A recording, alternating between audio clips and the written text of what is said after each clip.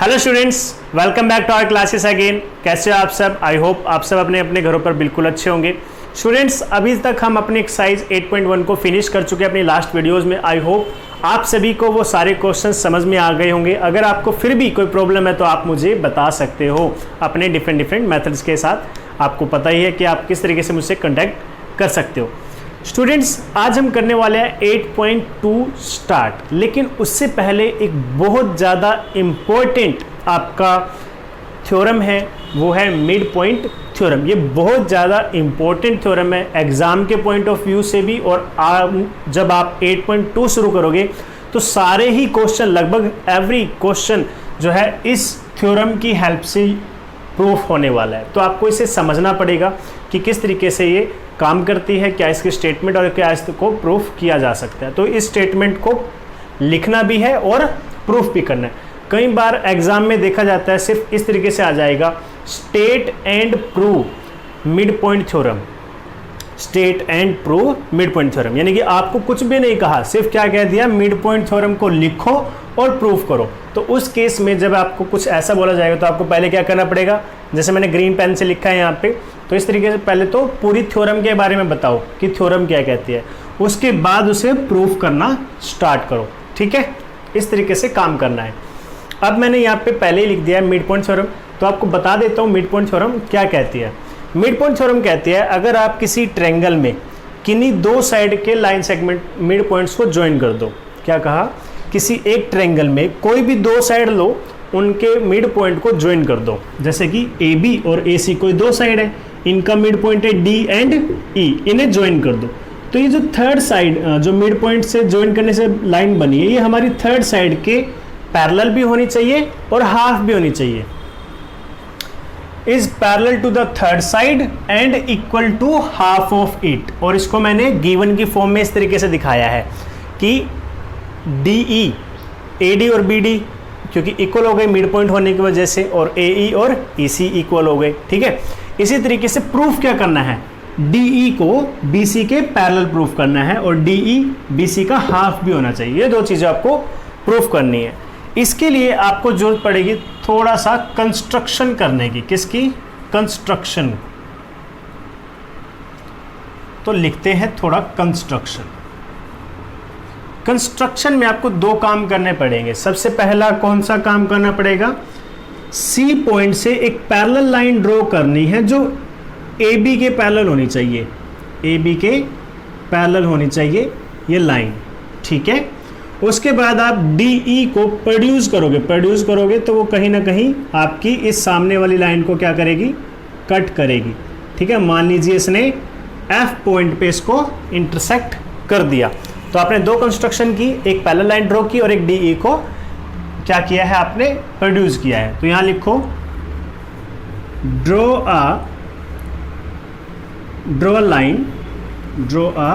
Line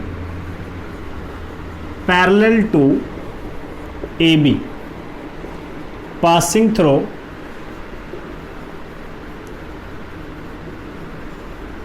सी, through point C. और दूसरा क्या करना है, प्रोड्यूस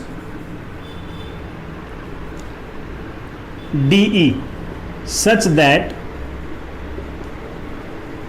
इट इंटरसेक्ट the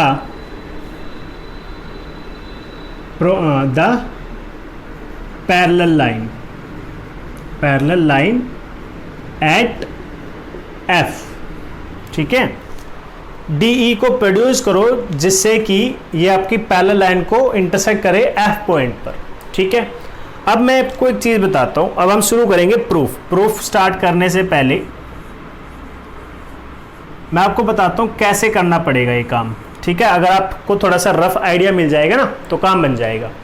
अब हम क्या करना चाहते हैं, हमारा मेन मकसद क्या है इस ट्रायंगल के अंदर, इसके अंदर, क्योंकि हमें पैरेलल प्रूफ करना है। पैरेलल प्रूफ करने के लिए हम क्या करेंगे, BD और CF को इक्वल प्रूफ करना चाहते हैं। अब आप कहोगे उससे क्या होगा, बिकॉज BD और CF पैरेलल हो चुके हैं, बिकॉज ये लाइन और ये वाली लाइन आपने दोनों को क्या कर दिया है, पैरेलल कंस्ट्रक्शन के थ्रू दिखा दिया है। ठीक है। अगर ये दोनों इक्वल हो जाते हैं तो याद करो 8.1 के कुछ क्वेश्चंस जो मैंने आपको करवाए थे उसमें मैंने बताया था, अगर एक क्वाड्रिलेटरल की अपोजिट साइड इक्वल भी है और पैरेलल भी है तो वो क्या हो जाएगा, पैरेललोग्राम। अगर अब ये पैरेललोग्राम हो गया तो ये दोनों लाइंस आपस में क्या हो जाएंगी, parallel, because opposite sides of the parallelogram are equal and parallel. अब इक्वल का केस बाद में सोल्व करेंगे, लेकिन हमारा केस पहले क्या है, पैरेलल वाला सोल्व हो जाएगा। और एक और चीज बताना है कि आप अगर एनसीईआरटी की बुक देखोगे तो वहां पर आपको सिर्फ स्टेटमेंट इतनी मिलेगी, parallel to the third side, ये नहीं नजर आएगा, लेकिन प्रूफ में आपको जरूर दिखेगा कि प्रूफ करके दिखा रहे हैं। दैट्स वाई मैंने थोड़ा स्टेटमेंट को थोड़ा और इंक्रीज कर दिया, तो आप इसको कंप्लीट याद करना जो मैंने यहाँ पे लिखवाई है। ठीक है स्टूडेंट्स, तो आई होप आपको पता चल गया कि हम क्या करने वाले हैं। अब इसको इसके इक्वल दिखाना है, वो कैसे दिखाएंगे, वो इस तरीके से दिखाएंगे, AD और BD दोनों इक्वल हैं गिवन में हमारे पास, तो यानी कि अगर मैं CF को AD के इक्वल दिखा दूँ तो BD के इक्वल अपने आप हो जाएगा। अब इसके साथ कैसे दिखाएं, इसके साथ दिखाएंगे कॉन्ग्रुएंट ट्रायंगल्स का रूल लगा के, और वो कैसे होगा, ये देखो यहाँ पे एक एंगल वर्टिकल अपोजिट एंगल और एक साइड है ना, इन दोनों ट्रायंगल्स में एक साइड इक्वल है और दूसरा एंगल भी इक्वल है, देखो angle A1, angle 2, angle 3, angle 4। अब ये कैसे इक्वल है, एंगल 3 और एंगल 4, जरा ध्यान से देखो। अगर मैं इसको अलग से बनाने की कोशिश करूं, ये इस तरीके से दो लाइंस हैं, 1, 2, और DE इस तरीके से जा रही है, ठीक है, ओके, DE इस तरीके से जा रही है। अब ये देखो कि एंगल नंबर 3 ये रहा और एंगल नंबर 4 ये रहा। अब आप खुद बताओ ये दोनों एंगल इक्वल है या नहीं है, और एंगल अगर इक्वल हैं तो कौन सी प्रॉपर्टी लगेगी, ये दो पैरेलल लाइन है, ये ट्रांसवर्सल है, तो एंगल 3 और 4 यस अल्टरनेट इंटीरियर एंगल की वजह से इक्वल हो जाएंगे। चलो फिर अब शुरू करते हैं, किस चीज़ की इंतज़ार है, कोई चीज़ नहीं है ना, शुरू करते हैं। हेयर पहले हम एंगल 3 और 4 को इक्वल दिखा देते हैं। Here AB is parallel to CF by construction, okay, and BF is a transversal. So angle 3 is equal to angle 4. Equation number 1. Alternate interior angles. Okay students, अब हम अपना काम शुरू कर सकते हैं। यहाँ लिखो इन ट्रायंगल। अब आपको थोड़ा ध्यान से नाम देना है, बिकॉज हम इसमें CPCT का रूल यूज करने वाले हैं, तो CPCT के लिए हमें नाम बहुत ध्यान से रखना चाहिए, वरना गलत हो सकता है। अब मैं यहाँ नाम रखने वाला हूँ AED, ठीक है, इन ट्रायंगल AE और D एंड ट्रायंगल। अब देखो पहले ट्रायंगल का नाम जो मर्जी रखो, कोई फर्क नहीं पड़ता, लेकिन दूसरा ट्रायंगल थोड़ा ध्यान से इसके अकॉर्डिंग रखना चाहिए। अब कैसे रखोगे, देखो एंगल A किसके इक्वल होगा, C के, ठीक है, तो आप यहां पे पहले लिखो C, और E पर बनने वाला एंगल किसके इक्वल होगा, E के, तो CE, और D पर बनने वाला एंगल किसके इक्वल है, एंगल F के, तो एंगल F। यहाँ पे इस तरीके से ट्रायंगल का नाम रखा जाएगा। जब भी आप कॉन्ग्रुएंट ट्रायंगल्स का नाम रखते हो तो बस ये ध्यान रखो जो एंगल्स आपको दिखाई दे रहे हैं क्या वो नंबर वाइज आ रहे हैं, फर्स्ट एंगल इसके इक्वल है, यस, दूसरा एंगल, तीसरा एंगल। ध्यान देना है एंगल्स के बारे में, बहुत ज़रूरी है ये चीज़, ठीक है। 7th क्लास में पढ़ाई जाती है, 8th क्लास में इसको थोड़ा और बढ़ के पढ़ते हैं, और 9th में आप इसका यूज़ करते हैं। पढ़ते कहाँ पर है, 7th और 8th में, यूज़ कहाँ कर रहे हैं, 9th में। तो शुरू करें फिर इन दोनों ट्रायंगल्स को कॉन्ग्रुएंट प्रूफ करना।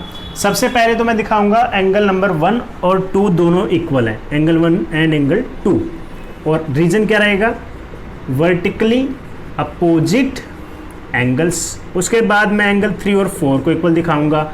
ये कहाँ से आया, फ्रॉम इक्वेशन नंबर 1 से, और लास्ट में क्या दिखाऊंगा, AE is equal to CE, AE is equal to CE, और ये कहाँ से आया, गिवन से, अब हमारा ट्रायंगल क्या हो चुका है, कॉन्ग्रुएंट। और अब प्रॉपर्टी आप बताओ कि कौन सी लगेगी। Yes, very good, CEF property लग गई, एंगल एंगल साइड। अगर ये ट्रायंगल आपके कॉन्ग्रुएंट हो चुके हैं तो आप कह सकते हो CF is equal to AD। So AD is equal to CF। Property क्या लगेगी, CPCT, corresponding part of congruent triangle। Okay students, corresponding part of congruent triangles, इसका नाम रख दो इक्वेशन नंबर 2। अब थोड़ा सा स्पेस कम है लेकिन देखते हैं, काम चलाएंगे। इसके बाद एक साइड की और जो पढ़ने वाली है वो है DE और EF। तो यहां लिखो DE, यहां लिख दो also DE is equal to EF। ये भी रीजन क्या रहेगा, CPCT, इक्वेशन नंबर 3। ठीक है, इक्वेशन नंबर 3। अब देखते हैं, नाउ अब ये देखो AD और BD दोनों क्या है, इक्वल हैं। यहां पे हमने दिखाया था AD is equal to BD। Equation number 4 नाम दे दो और यहाँ दिखाओ गिवन से लिया है हमने। ठीक है, अब देखो ध्यान से देखना, आपको AD किसके इक्वल है, CF के, और AD किसके इक्वल है, BD के। दैट मीन्स CF किसके इक्वल हो गया, BD के। तो यहाँ लिखो from equation number 2 and 4 BD is equal to CF। इसका नाम दे सकते हो इक्वेशन नंबर 5। मैंने BD को CF के इक्वल प्रूफ कर दिया, जो हमारा मेन मोटिव था सबसे पहले। अब देखो बाकी सारा मैं क्या कर रहा हूँ, यहाँ से इरेज कर रहा हूँ। ये आप जल्दी से एक स्क्रीनशॉट ले लो और फिर हम आगे इसका काम शुरू करते हैं। ठीक है, ओके, तो आपने ले लिया इसका स्क्रीनशॉट। अब आपका थोड़ा इसको इरेज करते हैं।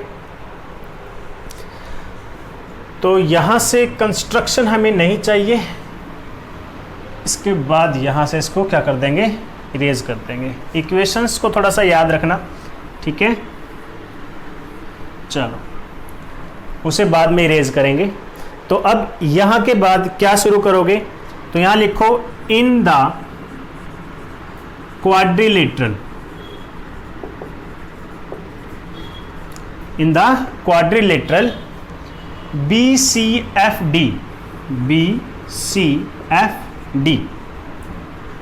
बिकॉज या फिर सिंस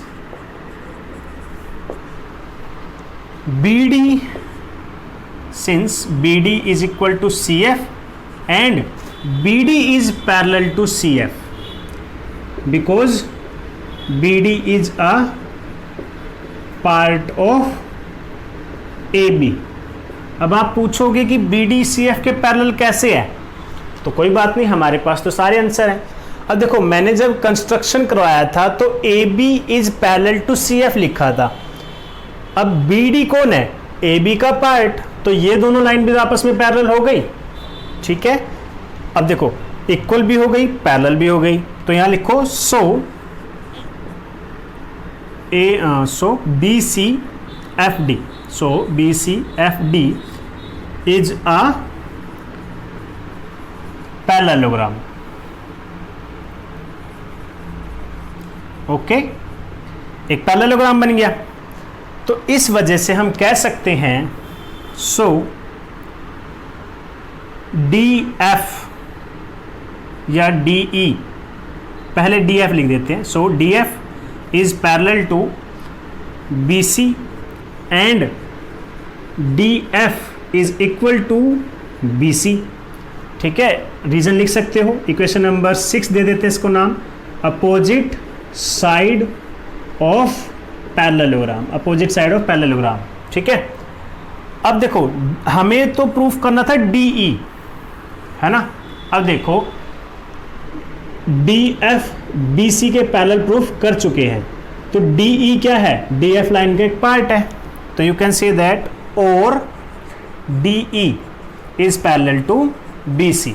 यहां लिख सकते हो as DE is a part of DF। Okay students, तो पहला केस हमारा प्रूव हो गया। ठीक है, पहला केस प्रूव हो चुका है। नाउ अब देखो क्या लिखा हुआ है, DF और BC। DF is equal to BC, लेकिन DF को देखो ध्यान से, ये DF है, ये दो पार्ट में बना हुआ है, DE plus EF। DE plus EF is equal to BC। अब देखो DE और EF यहां पे होगा कहीं ना कहीं, ये रहा DE और EF दोनों क्या है, इक्वल है, और हमें कौन चाहिए, DE। तो मैं क्या करूंगा, DE plus DE is equal to BC। यहां लिखो, because from equation number 3 DE is equal to EF। ठीक है, अब ये क्या हो जाएगा, 2 times of DE is equal to BC। अब ये 2 को क्या कर दो ट्रांसपोज, तो क्या बन जाएगा, DE is equal to half of BC। और इसके साथ आपका आंसर कंप्लीट। क्या लिखोगे इसके साथ, इसके नीचे लिख देना हैंस प्रूव्ड। और ये हो गया हमारी थ्योरम प्रूफ। तो चलो दोबारा से बिल्कुल क्विक रिवीजन। सबसे पहले एक स्क्रीनशॉट ले लो ताकि आप अपनी फेयरबोर्ड नोटबुक में से नोट डाउन कर सको। ठीक है, तो अब छोटा सा क्विक रिवीजन। सबसे पहले हमने क्या किया, ट्रायंगल दिखाया, उसके मिड पॉइंट्स दिए, ज्वाइन किया, फिर कंस्ट्रक्शन की, एक लाइन पैरेलल ड्रॉ की और इस लाइन को आगे की तरफ प्रोड्यूस किया जिसने F पॉइंट पर कट किया। फिर हमने इन दोनों ट्रायंगल्स को कॉन्ग्रुएंट दिखाया। कॉन्ग्रुएंट दिखाने के लिए हमें कुछ एंगल्स और साइड चाहिए थी।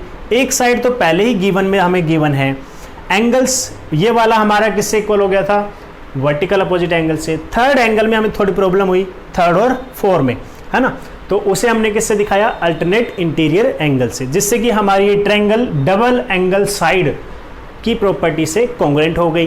कॉन्ग्रुएंट प्रूफ करने के बाद हमने इन दोनों साइड्स को बाय CPCT इक्वल लिया और इन दोनों साइड्स को भी बाय CPCT इक्वल लिया। अब बिकॉज ये दोनों आपस में इक्वल है और ये भी इक्वल है, तो that's why BD is equal to CF। ठीक है, उसके बाद ये दोनों इक्वल भी हैं और पैरेलल भी, तो हमने थ्योरम का यूज किया और इसको पैरेललोग्राम बताया। पैरेललोग्राम बताने से ये साइड इसके पैरेलल भी हो गई और इक्वल भी हो गई। अब क्योंकि पैरेलल कौन है, DF, लेकिन DE क्या है, उस कंप्लीट लाइन का पार्ट है। अब ये देखो, ये दोनों लाइंस पैरेलल है, अगर मैं इसमें से ये निकाल दूं इसका, है ना, तो क्या अब ये पैरेलल नहीं है, अभी भी पैरेलल है। ठीक है, तो यानी कि अगर एक कंप्लीट लाइन पैरेलल है तो उसका छोटा सा पार्ट भी क्या है, पैरेलल रहेगा। ये बात आपको ध्यान रखनी है। ओके स्टूडेंट्स, अब पैरेलल हो गई थी, हमने बाकी का सारा काम तो फिर आपको पता है कि हमने कैसे किया। तो स्टूडेंट्स आज की वीडियो में बस इतना ही। नेक्स्ट वीडियो में करेंगे हम एक्सरसाइज 8.2 को स्टार्ट। तो इसी तरीके से अपना काम करते रहो। Thank you, have a good day.